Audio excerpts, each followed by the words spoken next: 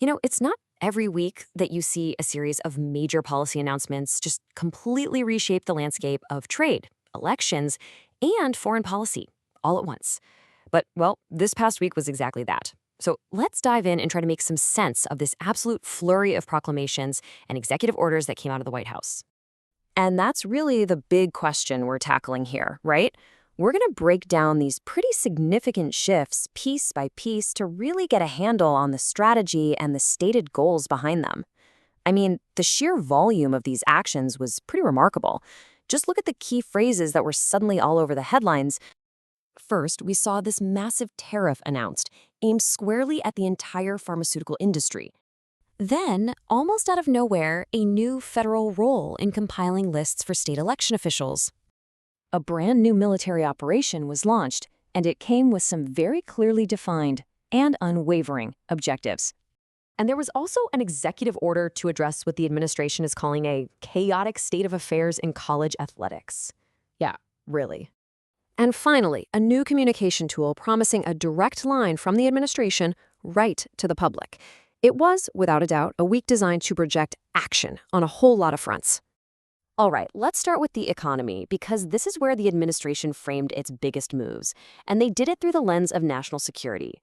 The key legal tool they used here is one that's become, well, pretty prominent in trade talks lately. And this is it, Section 232. This law actually goes all the way back to 1962, and it gives the president some really broad authority to impose tariffs if imports are seen as a threat to national security. And this week, we saw it get used in two major ways. First up, a massive 100% tariff on imported patented medicines. The administration's proclamation talked about an over-reliance on foreign supply chains for life-saving drugs. So what's the stated goal? To bring production and research back home, onshoring it, to make sure the U.S. isn't vulnerable if global supply chains get disrupted.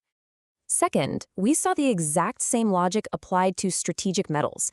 A new 50% flat tariff was placed on the full value of imported items made of things like steel, aluminum, or copper.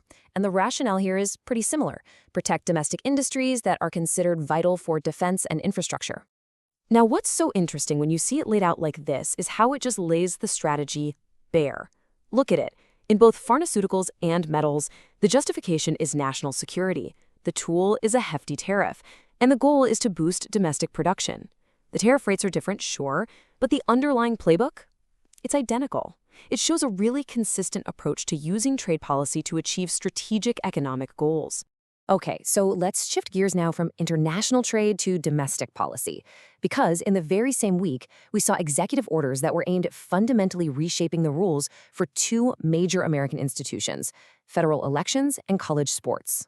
So on election integrity, a new executive order outlines this four-step process. It tells federal agencies, we're talking Homeland Security and the Social Security Administration, to compile lists of confirmed citizens and then send them to the states.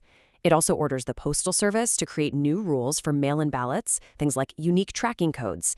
And this part is crucial. It gives the Attorney General the power to prioritize enforcement and to potentially withhold federal funds from states that don't comply.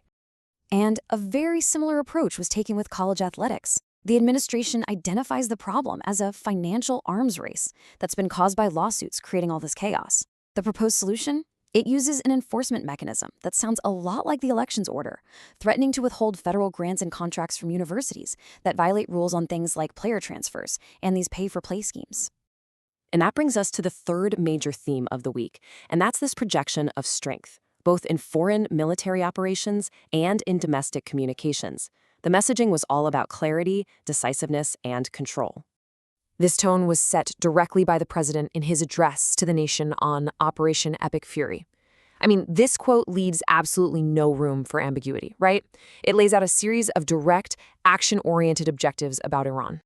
So here's the thing. These four objectives were repeated almost word for word by every major official involved, from the vice president and the secretary of state, all the way down to military commanders.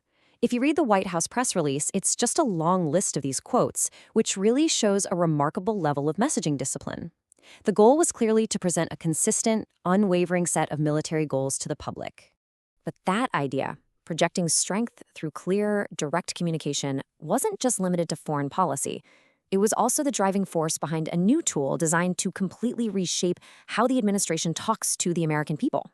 The administration launched a new official White House app, and according to the announcement, its whole purpose is to cut through the noise of the traditional media and deliver unfiltered, real-time updates straight from the source. It's being positioned as a direct line from the Oval Office right to your phone. So, when you put all these pieces together, the tariffs, the executive orders, the military operations, the new communication tools, what is the big picture here? Well, it really seems like the administration is trying to connect all of these actions directly to its vision for the country and its people. And this is how it all connects back. The broad economic strategy, like the tariffs, is framed as part of a much larger effort to benefit American workers. The White House is pointing to initiatives like the Working Families Tax Cuts, highlighting things like no tax on tips and overtime, and they're featuring headlines like this one to show that these policies are having a direct, positive impact. And that leaves us with this final thought. A week of rapid, transformative action on trade, elections, sports, and foreign policy, it certainly makes a statement. The question it raises, and the one we're all left to think about, is what the long-term consequences of rewriting so many rules so quickly will be for the country and for its role on the world stage.